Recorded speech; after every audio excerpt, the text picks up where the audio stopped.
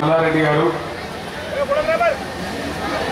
MLC గౌరవనీయులు రామచంద్రరావు గారు నిజామాబాద్ జిల్లా బాల్కొండ ఎమ్మెల్యే మిత్రులు ప్రశాంత్ రెడ్డి గారు మాజీ ఎమ్మెల్సీ గౌరవనీయులు యాదవ్ రెడ్డి గారు జిహెచ్ఎంసీ కమిషనర్ సుమేష్ కుమార్ గారు జిల్లా జాయింట్ కలెక్టర్ గారు ఈ కార్యక్రమంలో పాల్గొంటున్న ఇతర మున్సిపల్ మరియు ఇతర శాఖల సిబ్బంది అయ్యన్ నగర్ ప్రాంతం యొక్క అక్కా చెల్లెలకు అన్నదమ్ములకు ఫోటోదారు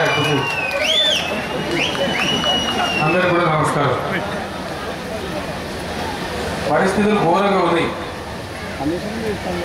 హైదరాబాద్ నగరంలో ఇలా ముగుస్తుంది కాబట్టి చివరి సభ కాబట్టి ముగిసినట్టు అయిపోదు, మళ్ళీ ఉంటుంది. మొత్తం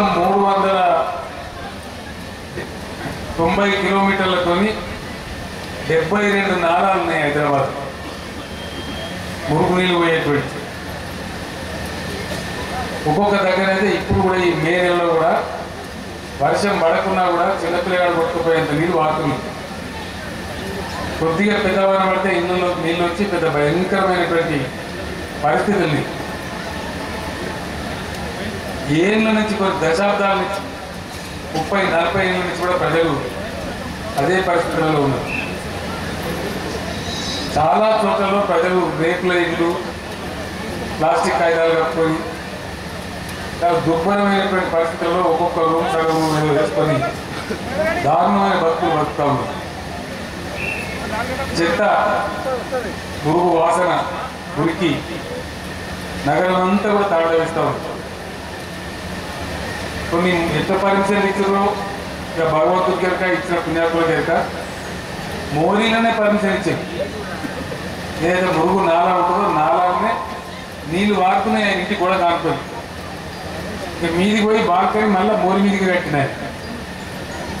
వర్ణించడానికి ఇక్కడ ఈ చిక్కలగూడ ప్రాంతం మన చిక్కలగూడ సీతాఫలం మండి సికింద్రాబాద్లో మనం నేను చూసి ఆ వారాసి కూడా సీతాఫలం మండి చాలా భయంకరంగా ఉన్నాయి. అట్లా సిటీలో చాలా చోట్ల సమస్య ఉంది. చెత్తకు మంచి పద్ధతి లేదు, చెత్త పోయేది లేదు. పేరుకి ఏదో కొన్ని సైకిల్ రిక్షాలు అదేదో నామకే వాస్తే ఉన్నది. చెత్త ఇళ్ళ నుంచి తెచ్చి మళ్ళీ రోడ్డు మీదనే వేస్తారు. అది తీసుకుపోవడానికి లారీ రావడానికి లేట్ అవుతూ ఉంటుంది. ఆ మురికి వాసన అంతా మళ్ళీ ప్రజలు భరిస్తూనే ఉన్నారు. ఈ సమస్యలన్నీ కూడా అర్థం చేసుకోవడానికే స్వచ్ఛ హైదరాబాద్ అనే పేరుతోని మనం ఈ కార్యక్రమాన్ని పెట్టుకున్నాం. విశేషంగా మా జిహెచ్ఎంసీ కమిషనర్ సోమేష్ కుమార్ గారు వారు గత 10-12 రోజుల నుంచి నిద్రలేదని. ఎందుకంటే ఇదంతా ఆర్గనైజ్ చేసి టీములు తయారు చేసి వీళ్ళకి మెటీరియల్ తయారు చేసి పంపించి బల్దియా సిబ్బంది కూడా మన మున్సిపల్ సిబ్బంది కూడా చాలా కష్టపడతా ఉన్నారు. అద్భుతంగా పనిచేస్తూ ఉన్నారు. వాళ్ళకి భగవంతుడు ఎంత శక్తి ఇచ్చాడో ఆ శక్తి మేరకు ఈ అధికారులు ఎప్పటి తిరుక్కుంటూ వాళ్ళు కూడా రాత్రి పగలు కష్టం చేస్తూ ఉన్నారు. మనం మున్సిపల్ స్టార్ట్ చేసే సిబ్బంది వస్తారు కదా, చీపుర్లు పట్టుకొని వాళ్ళు వస్తారు పాపం ఊడ్చేవాళ్ళు. వాళ్ళు చిన్నోళ్ళని మనం అనుకుంటున్నాం, కాదు, చాలా గొప్పోళ్ళు వాళ్ళు. మన తల్లిదండ్రులు పుట్టినప్పుడు మన ముట్టి అంత కడిగి పెద్దగా చేస్తే కదా మనం ఇంత పెద్దగా అయినాం. ఇవాళ మనం ఇంత పెద్దగా అయినటువంటి మనం పడేసే చెత్త, మనం విసిరేసేటువంటి విసర్జన అంతా కూడా మన మురికిని వాళ్ళు భరించి ఆ చెత్త తీస్తారు. కాబట్టి కనీసం మన నగరంలో ఏమాత్రం బతకగలుగుతున్నాం. మన దేశ ప్రధానమంత్రి నరేంద్ర మోడీ గారు స్వచ్ఛ భారత్ కార్యక్రమాన్ని తీసుకొని వారు కూడా కష్టపడతా ఉన్నారు. మరి వారి ఆశయమైనా ఇక్కడ మన ఆశయమైనా నెరవేరాలంటే గాంధీజీ అనుకున్నటువంటి మార్గంలో ఒక మంచి పరిశుభ్రమైనటువంటి దేశం తయారు కావాలంటే వారిని మనం గౌరవించి కడుపులో పెట్టుకుంటేనే అన్ని విధాలు మనం ముందుకు పోగలుగుతాం. అది మనకు ఆదర్శం కావాలని చెప్పి కూడా ఈ సందర్భంగా నేను కోరుతా ఉన్నాను. నెల 15 రోజులు లేదా 2 నెలల లోపల ఒక 2500 ట్రాలీ ఆటో రిక్షాలు మీకు దర్శనం చేయబోతా ఉన్నాయి హైదరాబాద్లో. అవన్నీ కూడా బస్తీకి ఉంటాయి. మీ మల్కాజిగిరి నియోజకవర్గంలో 30, 20, 15, 40 పడితే అవన్నీ మీ మల్కాజిగిరి పిల్లలకే ఇస్తాం. ఎస్సీ, బీసీ, ఎస్టీ పిల్లలు ఉన్నట్టయితే వాళ్ళకే గవర్నమెంట్ డబ్బులు ఇచ్చే కొనిస్తాం, ఫ్రీగానే కొనిస్తాం. అది మీరు ఇక్కడ సెలెక్ట్ చేస్తారు అధికారులు. మీ నియోజకవర్గంలో పనిచేసే వాళ్ళు మీ వాళ్ళు అయితే ఒకటి వాళ్ళకి ఇంత పని దొరుకుతుంది, ఉపాధి దొరుకుతుంది, నెలకింత డబ్బు దొరుకుతుంది. స్థానికులు కాబట్టి అక్క బావ అన్నాను కూడా సంతోషంగా ప్రేమతో కూడా కలిసిమెలిసి ఉండే ఆస్కారం కూడా ఉంటుంది. 2500 ఆటోలు మీ ఇళ్ళకి వస్తాయి, ఇళ్ళ ముందుకు వస్తాయి. మీరు చెత్త వేసుకోవడానికి ఇంట్లో ఆటో వచ్చినప్పుడు అప్పచెప్పడానికి మనకి 20 లక్షల కుటుంబాలు ఉన్నాయి హైదరాబాద్. ఇక ధనికులు పేదోళ్ళని చూడకుండా 20 లక్షల కుటుంబాలకు కూడా మన జిహెచ్ఎంసీ నుంచే 40 లక్షల చెత్త బుట్టలు కొని ఇంటికి 2 బుట్టలు వాళ్ళు సరఫరా చేయబోతా ఉన్నారు. హైదరాబాద్ సిటీలో అన్ని ప్లాస్టిక్ బుట్టలు ఒకసారి తయారు చేసేంత పరిశ్రమ లేదు. నేను కమిషనర్ గారు చెప్పిన, కొన్ని బొంబాయి నుంచి కొనండి, కొన్ని ఢిల్లీ నుంచి కొనండి, కొన్ని బెంగళూరు నుంచి కొనండి, కొన్ని మద్రాసు నుంచి కొనండి, దేశంలో ఎక్కడ దొరికి అక్కడి నుంచి కొనండి. ఒక నెల రోజుల లోపల మొత్తం 40 లక్షల చెత్త బుట్టలు రావాలి. ఇంటికి ఇచ్చే చెత్త బుట్టలు 2 వేరు కలర్స్తో ఉంటాయి. ఇదొక రంగు ఉంటుంది, అదొక రంగు ఉంటుంది. చెత్తను మీరు 2 రకాలుగా విభజన చేయాలి. ఒకటి తడి చెత్త, ఒకటి పొడి చెత్త. తడి చెత్త అంటే మనం కూరగాయలు కోస్తే వచ్చే చెత్త, మిగిలిన అన్నం బారేసే చెత్త, లేదా కూర మిగిలింది అన్నం మిగిలింది పడేస్తాం కదా, అదంతా కూడా అట్లాంటి తడి చెత్త అంతా ఒక బుట్టలో వేయాలి. అదే ప్లాస్టిక్ సంచులు కానీ, మనం టూత్ బ్రష్ వాడుకున్న టూత్ బ్రష్లు పాడైపోతే పడేసేది కానీ, ఆ టూత్ పేస్ట్ ట్యూబులు పడేసేది కానీ, ఇనుప ముక్కలు కానీ, సీసాలు కానీ, ప్లాస్టిక్ మనం మంచిది తాగే సీసాలు కానీ, ఇవన్నిటిని కూడా ఆ పొడి చెత్త డబ్బాలో వేయాలి. తెల్లారి వాళ్ళు వచ్చినప్పుడు 2 బుట్టలు ఇస్తే ఆయన ఆటోలు కూడా 2 కంపార్ట్మెంట్లు ఉంటాయి. దీనిలో తడి చెత్త పోసుకుంటాడు, దీనిలో పొడి చెత్త పోసుకుంటాడు, వెళ్ళిపోతాడు. పోయి ఖాళీ చేసే కాడ ఖాళీ చేస్తాడు. చెప్పులు ఈ నారాలు మొత్తం రేపటి నుంచి ఎస్టిమేట్ చేయించి 22 తారీఖు మీటింగ్ తర్వాత 26న మాకు ఎమ్మెల్యేలు ఎంపీల మీటింగ్ అంతా ఉంది. అక్కడ కొంత పాలసీ డెసిషన్ తీసుకుంటాం అందరం కలిసి, ఈ పార్టీ ఆ పార్టీ అనకుండా దానిలో నిర్ణయాలు తీసుకొని ఈ డ్రైనేజీలు వ్యవస్థ, దాని మీద ఉన్న ఎంక్రోచ్మెంట్స్ ఏం చేయాలి, ఎట్లా డీల్ చేయాలనేది ఆలోచన చేసి కూడా ఆ మొత్తం మురుగు కాలువల బాధ కూడా తప్పించుకోవాలి. ఇంటింటికి నల్లా ఇచ్చే పథకం ఉంది, ప్రతి ఇంటికి నల్లా రావాలి. అయ్యన్ నగర్లో మీ గోస పిల్లనిస్తామని కూడా వాడు ఇయ్యడ, నా సొంతమైతే అసలే ఇయ్య. ఎందుకంటే కింది నుంచి మీదికి నీళ్ళు మోస్తే ఉంటారా? ఏం మోతాది? ఈ మూత మోసిందంటే నా బొంబాయి పోయింది నేను. కాబట్టి ఈ నల్ల నీళ్ళు రావాలి, నల్ల నీళ్ళు రావాలి, ఇంటింటి కనెక్షన్ కూడా రావాలి. ఇప్పుడు మన అయ్యన్ నగర్కి వద్దాం. చెత్త సంగతి నేను చెప్పాను కదా, పక్క అట్లా చేద్దాం కదమ్మా. చేద్దామా? చేద్దామంటే చేయలు ఏమంటారు చూద్దాం, అందరం కూడా చేద్దాం కదా. Thank you. సో అట్లా ట్యాంకీ కట్టించి కింద మీకు ప్రతి ఇంటికి నల్లా పెట్టించే బాధ్యత నేను తీసుకుంటా. నేను గట్టిగా ఏదైనా చెప్తే నేను కొంచెం మొండి రకం, మీకు తెలుసు. ఇప్పుడు ఇది ప్రోగ్రాంలు మీరు అయితే గతంలో చూసిండ్రు. ఏం చూసిండ్రు? ఏదైనా క్లీన్ అండ్ గ్రీన్ అంటే, లేకపోతే అదేంటి మన చెట్లు పెట్టుడు కార్యక్రమం అంటే మంత్రులు, ఎమ్మెల్యేలు, ఎంపీలు, ఆఫీసర్లు అంతా వచ్చుడు, ఓ ఫోటోలు దిగుడు, తెల్లారి టీవీలు వచ్చుడు, ఫోటోలు వచ్చుడు, 2 మొక్కలు పెట్టుకోయినంటే వాడు అటు మనం ఇటు. 50 ఏళ్ళ కూడా ఇదే జరిగింది. ఇప్పుడు అట్లా కాదు. ఇది 5 రోజులు జరిగి అయిపోయే ప్రోగ్రాం కాదు. నేను ముందే పెద్ద జగమండి రకం మీకు తెలుసు. ఏదైనా ఎత్తుకున్నా అంటే దాని సంగతి అనేది తేలాలి, నా సంగతి అనేది తేలాలి, అంతే కదా. 100% మరి లేకపోతే ఏం లాభం? మనం మంచి అయిపోతున్నప్పుడు ఏదైనా శాతకం బతకాలి, కానీ సగం సగం బతికి దానికి అర్థం లేదు, పర్థం లేదు. కాబట్టి 4 ఏళ్ళ దాకా ఇదే కథ ఉంటుంది.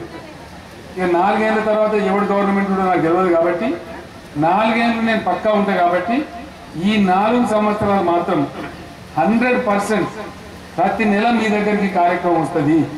మీ బస్తీ ఎట్లయితుంది, ఏం సంగతి, ఎవ్రీ మంత్ సేమ్ అధికారి మీ దగ్గరికి వస్తాడు. మళ్ళీ మనం చలికాలంలో మళ్ళీ ఒక 5 రోజులు ఈ ప్రోగ్రాం పెట్టుకుంటాం. అప్పుడు నేను కూడా మళ్ళీ మీ దగ్గరకు వస్తాను. అలా హైదరాబాద్ ఉన్న పబ్లిక్, మా అక్క చెల్లెళ్ళు, మా అన్నదమ్ములంతా పిడికిలెత్తి పట్టుబడితే కాదు ఆ పరిశుభ్రంగా తెలంగాణ. 1 కోటి మంది ఉన్నాం మనం.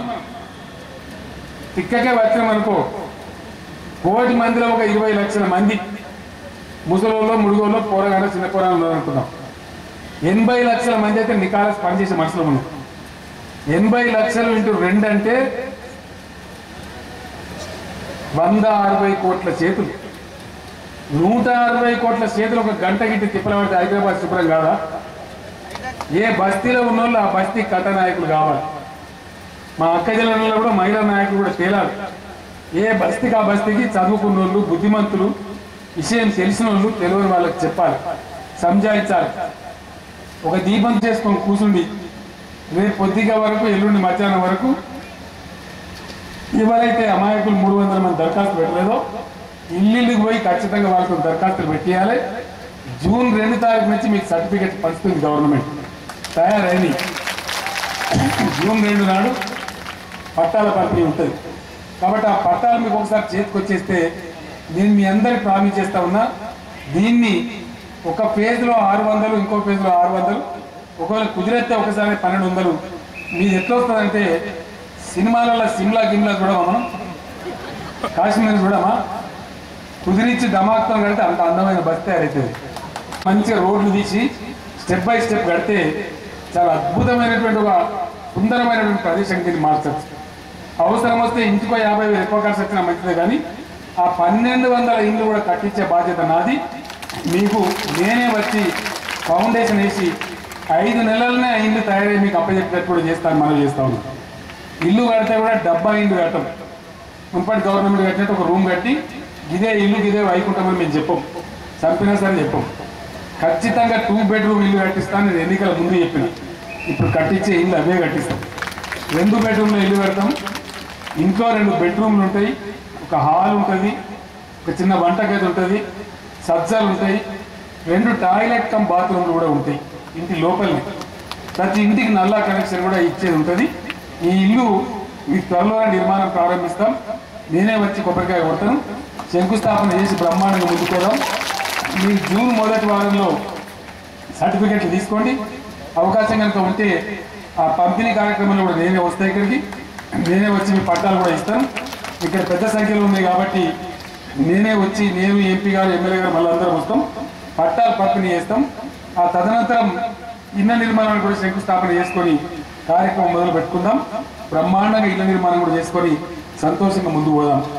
ఈ ప్రకారంగా లేని పేదలకు ఇల్లు కట్టుకొని అందరం కూడా పరిశుభ్ర తెలంగాణ కోసం పాటుపడితే మంచి పద్ధతిలో ఉంటుంది. ఇంకొక 2 మాటలు చెప్పి నేను ముగిస్తాను. ఈ బస్తీలో ఎవరైనా న్యాయంగా రావాల్సి ఉండి రేషన్ కార్డు రాకుండా ఉంటే రేపు మొత్తం మంది రాయించండి. ఎల్లుండి పొద్దున్నటి వరకే మీకు రేషన్ కార్డు కూడా ఇప్పిస్తాం. ఎవరైనా పాపం భర్త చనిపోయిన వాళ్ళు కానీ, ముసలి వాళ్ళు కానీ పెన్షన్ రావాల్సి ఉండి మిస్ అయి ఉంటే ఆ మిస్ అయిన వాళ్ళ పేరు కూడా రాయించండి. మీకు తప్పకుండా దాన్ని మీకు ఇస్తామని చెప్పి నేను మనవి చేస్తా ఉన్నాను. పెన్షన్ ఇప్పియండి. తర్వాత ఎవరన్నా మీ బస్తీలో దీర్ఘకాలిక జబ్బులుండి క్యాన్సర్, ఇంకోటి అట్లాంటి పెద్ద బీమార్లు ఎవరికైనా ఉంటే కనుక మీరు వెంటనే రేపు రాయించండి.